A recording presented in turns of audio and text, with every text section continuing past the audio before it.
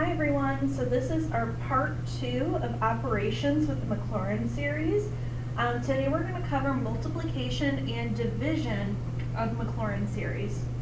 Now remember, your Maclaurin series is your approximation of a complicated function in terms of polynomials. And when we're working with Maclaurin series, it's an infinite sequence, an infinite sum. So it's generally not possible for us to collect and multiply infinitely many like terms. However, the problems that we're going to be working with, what we're going to do is just find the first few terms of the product just to give us a sense for what this polynomial is going to look like. So going into our first example, we have a Maclaurin series expansion of cosine 2x is given to us in the problem, and we're going to use that to, we're actually going to use the first couple of terms of the cosine to find the terms of cosine squared. So the first thing that we're going to do is just recognize that sine squared x is sine x times sine x. Now we're working with the Maclaurin series expansion.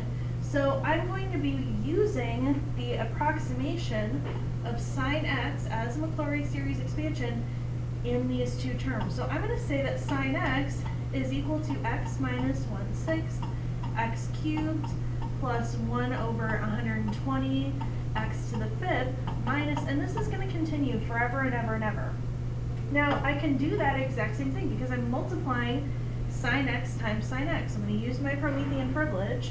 I'm getting a little big, so I'm going to make this smaller for us so we can see what this looks like. Let's see. Maybe I can't make it smaller. That's okay. All right. But I'm going to multiply these two terms together. Now in the problem it says find the terms up to x to the 6th. So I only care about x to the 6th. Now I'm going to use my box method. Sure, I can multiply these terms out. It's just going to get really messy. So I'm going to create a box for myself. And I have x, negative 1/6, x cubed, 1 over 120, x to the 5th. And again, this box would be infinitely big because I have infinitely many terms. However, I only care about x to the 6th. So I'm just going to create a small box. And I have the same terms down the side, negative 1/6 x cubed, and 1 over 120 x to the 5th. And I'm not even going to fill out this entire box because I only care about x to the 6th. So my first box, I'm going to get x squared, negative 1/6 x to the 4th, 120 x to the 6th. So I'm going to use all of those terms. Here I have negative 1 over 6 x to the 4th, and here I'm going to have 1 over 36 x to the 6th. Now in this box right here, I'm going to get x to the 8th power. I don't care about that because again, I'm only going up to x to the 6th, so I'm not even going to bother filling in that box. Now down here, I'm going to have 120 x to the 6th. Same thing for these two boxes. I don't need to bother filling those out because I'm going to get x to the 8th. I'm going to get x to the 10th power. And I don't care about those, so I'm not even going to fill in those boxes. So I can add my like terms. So this is going to be equal to x squared. My x to the 4th terms are going to simplify to 2 over 6 x to the 4th, and all of my x to the 6th terms, that's actually going to simplify to 2 over 45 x to the 6th. And again, this is going to continue forever and ever and ever. I only care about those first terms. So this is my solution to part A, using my terms of sine x to find the terms of sine squared x up to x to the 6th. Now, using our knowledge of trig, I know that sine 2x is equal to 1/2 minus 1/2 cosine 2x. So I'm going to use my knowledge of trig to see if I can prove this another way. Now notice how my expansion of cosine 2x is given to me. So I'm going to say that 1/2 minus 1/2 cosine 2x, that's going to be equal to 1/2 minus 1/2 times the quantity of my cosine 2x. So this is given to me right here. So I can say 1 minus 2x squared plus 2 over 3 x to the 4th minus 4 over 45 x to the 6th. And again, this is continuing on forever and ever and ever. So now I'm just going to simplify as much as I can. So my 1/2, I'm going to distribute this 1/2 into every single term. So I'm going to get plus x squared minus 2 over 6 x to the 4th. Maybe some of these terms are looking a little bit familiar to you. Minus 90 x to the 6th. And then, again, it's going to continue.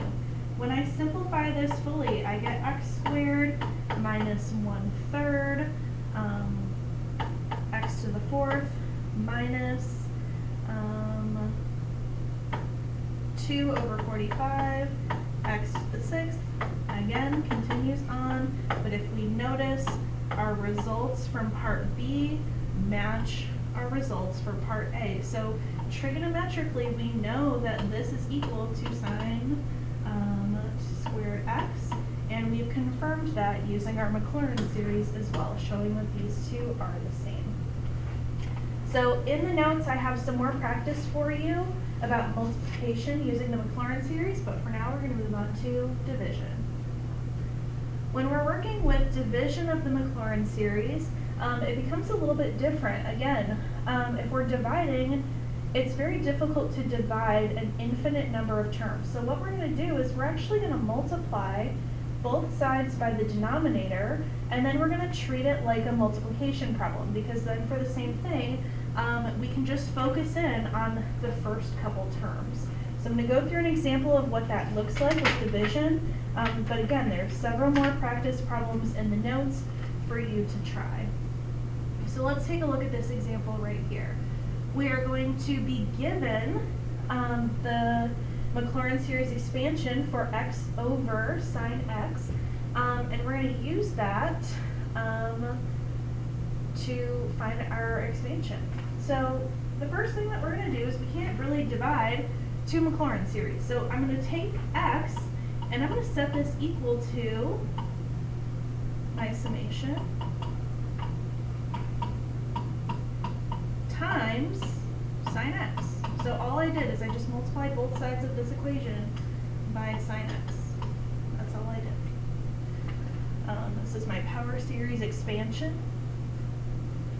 So the next thing that I'm going to do is I'm going to focus on just expanding both of these to actually create my list of numbers. So I know that if I were to multiply this out, or I guess add all my terms together, I'm going to have a sub 0, x to the 0, a sub 1, x sub 1, and this is going to continue. I'm going to write just the first few terms, but we know this is going to continue for infinitely many terms. I'm going to do the same thing with sine x. If you don't remember the Maclaurin series expansion for sine x, check your IB formula booklet. It's in there. So this is x minus x cubed over 3 factorial plus x to the 5th over 5 factorial. And then, again, we have that oscillating sign, so I'm going to end with minus, and that's going to continue on for eternity. Now, in this problem, my goal is to find a sub 0, a sub 1, and a sub 2 such that x over sine x is equal to a sub 0 plus a sub 1x plus a sub 2 x squared. So I'm really going to be focusing in on my values of a sub 0, a sub 1, and a sub 2. So I'm going to do a similar thing here where I'm going to create my box, and I'm just going to focus in on those specific parts. So I have a sub 0, x to the 0 power is just 1, a1x, a2, x squared, and I don't really need to include anything beyond that because I only care about a sub 0, a sub 1, and a sub 2. Now I'm going to be multiplying this by x, negative x cubed over 3 factorial, and x to the 5th over 5 factorial. So I'm going to multiply my terms together. So I'm going to be left with a sub 0, x, a sub 1, x squared, a sub 2, x cubed. Remember, I'm just looking for my terms that have a sub 0, a sub 1, and a sub 2. So here, also, notice I'm looking only to go up to x squared, so I don't need to include anything beyond that. So I don't need to include this box, this is going to give me x to the x cubed. I don't need to include any of these boxes because that's going to give me an exponent greater than, actually, just kidding, I do need this one. So a sub 0 times negative x cubed over 3 factorial. I do need that one, but I don't need anything else. So now I'm going to take my box, I'm going to take everything out and just combine all of my like terms. So I'm going to have a sub 0 x, and then I'm going to have plus a sub 1 x squared plus a sub 2 x cubed, and then I have plus, I guess I could say minus a sub 0 times 1 over 3 factorial x cubed. Now I'm going to take these last two terms and combine them together because I have that x cubed. So a sub 0 x plus a sub 1 x squared. And then I'm going to write this as a squared, or not a squared, a sub 0 over a sub 2 minus a sub 0, there we go, x cubed. Again, this continues forever and ever, but I only care about these first three terms because I only care about relating x sub 2, x sub 1, and x sub 0, or a sub 0. My goal is to solve for these. You may be wondering how that's going to work out. Remember, x is equal to this. So I can use my polynomial equality theorems to help me out.